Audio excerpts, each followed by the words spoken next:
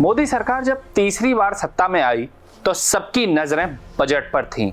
लोगों को उम्मीद थी कि सरकार इस बार बजट में कुछ बड़ी घोषणाएं करेगी। निर्मला सीतारमण ने भविष्य की राह पर लोगों को निराश नहीं किया। वित्त मंत्री ने बजट 2024 में परमाणु ऊर्जा पर जोर दिया।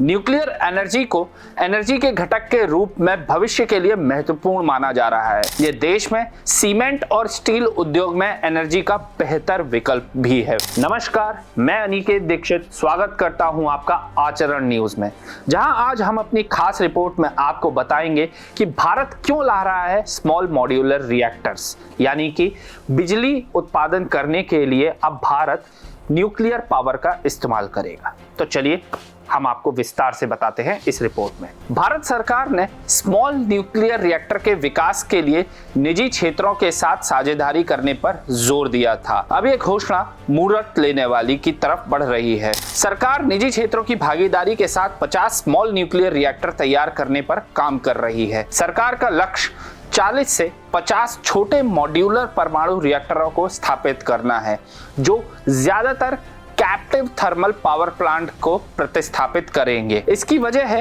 कि इसका टारगेट 2070 तक नेट जीरो उत्सर्जन का लक्ष्य हासिल करना है। ऐसे में यह कदम क्लीन एनर्जी की दिशा में बड़ा कमाल करने जा रहा है। टाटा कंसल्टिंग इंजीनियर्स के प्रबंधक निदेशक और मुख्य कार्यकारी अधिकारी अमित शर्मा पहले ही कह चुके हैं कि हम pressurised heavy water reactor PHWR के पुराने डिजाइन को लेंगे, फिर इसे मॉड्यूलर, स्केलेबल और फुकुशिमा स्टैंडर्ड के अनुरूप सुरक्षा के लिए पुनः संयोजित और पुनः डिजाइन करेंगे। शर्मा ने कहा कि छोटे मॉड्यूलर रिएक्टर SMR के मामले में योजना 7 से 8 वर्षों से कम समय में 40 से 50 रिएक्टर बनाने की है। हालांकि उन्होंने कहा कि इसके लिए उच्च स्तर के मानकीकरण, सुरक्षा और मॉड्यूलरिटी की आवश्यकता है। भारत ने 2070 तक नेट जीरो एमिशन प्राप्त करने के लिए क्लीन एनर्जी की खोज में अपने परमाणु ऊर्जा क्षेत्र का विस्तार करने के उद्देश्य से सरकारी वित्त पोषण और निजी भागीदारी की दोहरी खुराक से मदद के साथ छोटे रिएक्टरों के देशी संस्करण विकसित करने की योजना बनाई है। नई टेक्नोलॉजी को आधिकारिक रूप से अपनाने से भारतीय सार्वजनिक या निजी क्षेत्र की संस्थाओं और भारतीय बाजार पर नजर रखने वाली कई विदेशी कंपनियों के बीच गठजोड़ के लिए सकारात्मक माहौल बनेगा। बजट में प्रस्तावित देसी संस्करणों को भारत स्मॉल रिएक्टर और भारत स्मॉल मॉड्यूलर रिएक्टर के रूप में चिन्हित किया गया था। अब हम आपको बताते हैं क्या है small modular reactor. Small modular reactor SMR advance nuclear reactor है जिनकी बिजली क्षमता 300 मेगावाट प्रति यूनिट तक होती है। यह पारंपरिक न्यूक्लियर एनर्जी रिएक्टरों की उत्पादन कैपेसिटी का लगभग 1/3 है।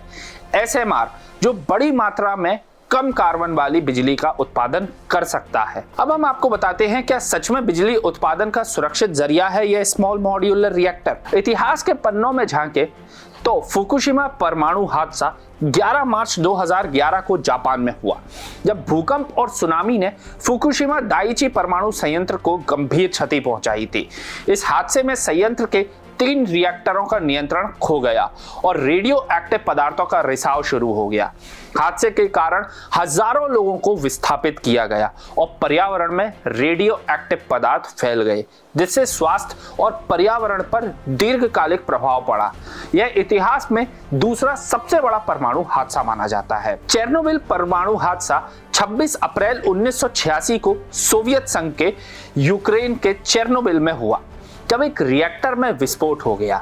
इस हादसे ने बड़े पैमाने पर रेडियो एक्टिव पदार्थों को वायुमंडल में फैलाया, जिससे लाखों लोगों पर गंभीर स्वास्थ्य प्रभाव पड़े, जिनमें कैंसर और विकिरण जैसी जुड़ी बीमारियां शामिल हैं। इस जगह को एक्सक्लूजन जोन घोषित किया गया, जहां आज भी मानव प्रवेश निषिद्ध है।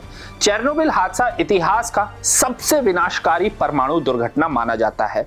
ऐसे में भारत जैसे घनी आबादी वाले देश में अगर कोई हादसे का अनुमान हो तो यह अति विनाशकारी साबित होगा। अब हम आपको बताते हैं 2024 में भारत बिजली बनाने में विश्व में कितना कार्बन उत्सर्जन कर रहा है। 2024 में भारत बिजली उत्पादन के लिए मुख्य रूप से कोयले पर निर्भर है, जिससे यह विश्व में तीसरा सबसे बड़ा बड़ा कार्बन उत्सर्जक देश है। भारत के कुल बिजली उत्पादन में लगभग 70% हिस्सेदारी कोयले से होती है।